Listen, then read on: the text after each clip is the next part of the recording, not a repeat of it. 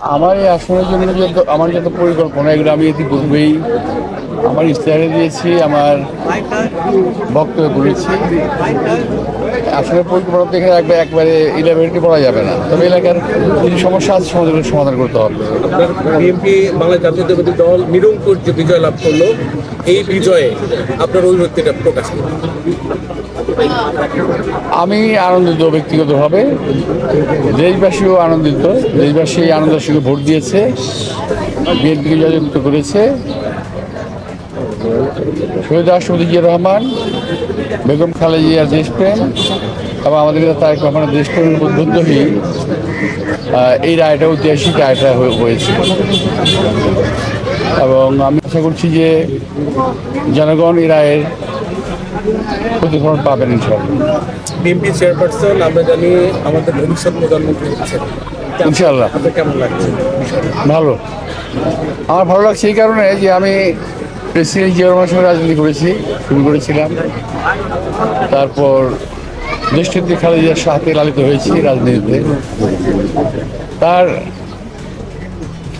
পরবর্তী প্রজন্মের সঙ্গে আমি রাজনীতি করছি। আজকে আমাদের চেয়ারম্যান, পার্টির চেয়ারম্যান তারেক রহমান সাহেব প্রধানমন্ত্রী যাচ্ছেন ইনশাআল্লাহ। তার সঙ্গে রাজনীতি করতে পারছি, এটা একটা আমার জন্য বিশাল বড় পাওনা। ব্যালটের যে একটা বিষয় ছিল, আমরা জানি প্রায় 2400 মতো ভোট বাতিল হয়েছে, যে ভোটগুলো ছিল ধানের শেষে। এই বিষয়টি নিয়ে আপনার এই রিটার্নিং কর্মকর্তার কাছে গিয়েছিলেন, এই ভোটগুলো বাতিল ঘোষণা করা হয়। এই ভোটগুলো যদি সংযুক্ত হতো, বাংলা জাতীয়তাবাদী দল বিএনপি ঢাকা 8 আসনে আরো ব্যাপক ভোটে জয়লাভ করতে বলে আমরা জানি। এই বিষয়টাকে আপনি কেমন দেখেন? না, যে ব্যালটগুলো বাতিল করা হয়েছে এটা আসলে ঠিক হয় নাই, এটা একেবারেই অন্যায়ভাবে বাতিল করা হয়েছে। কিন্তু তার চেয়ে অনেক বড় বিষয় হলো যে এরা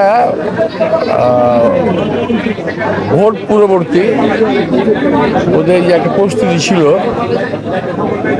আমি যেটা বারবার বলতাম যে একটা ইঞ্জিনিয়ারিং করবে ওরা, সেই ইঞ্জিনিয়ারিং করে ফেলেছে। এটা একেবারেই করে ফেলেছে, এটা আমরা বুঝতে পারি নাই এবং কোন কায়দা করেছে এটা এখন আমরা বুঝতে পারছি। But it is very dangerous, জাতির জন্য এটা খুবই খারাপ একটা লক্ষণ। এটা ঠিক না, যেটা করেছে ওরা এটা ঠিক হয়নি। আমরা ধরেছি বিষয়টা, এটা ঠিক হয়নি, এটা করা ঠিক হয়নি। একটি বিষয় হচ্ছে বাংলাদেশের এবারের নির্বাচনে, ত্রয়োদশ নির্বাচনে সব থেকে আলোচিত আসন ছিল ঢাকা 8। সেই হিসাবে আমরা দেখেছি যে আপনার প্রতিদ্বন্দ্বী যিনি ছিলেন নির্বাচনের আগে, তাকে নিয়ে বেশ গণমাধ্যম, সামাজিক মাধ্যম সব জায়গায় চর্চিত বিষয় ছিল।